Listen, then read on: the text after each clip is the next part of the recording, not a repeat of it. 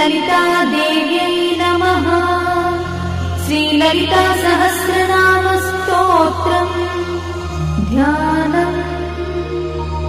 अरुणां करुणातरङ्गिताक्षीं द्रुतपाशाङ्कुशपुष्पबाणचापाम् अणिमाधिविरावृतां मयूखैः अहमित्येव विभावये Bhavani.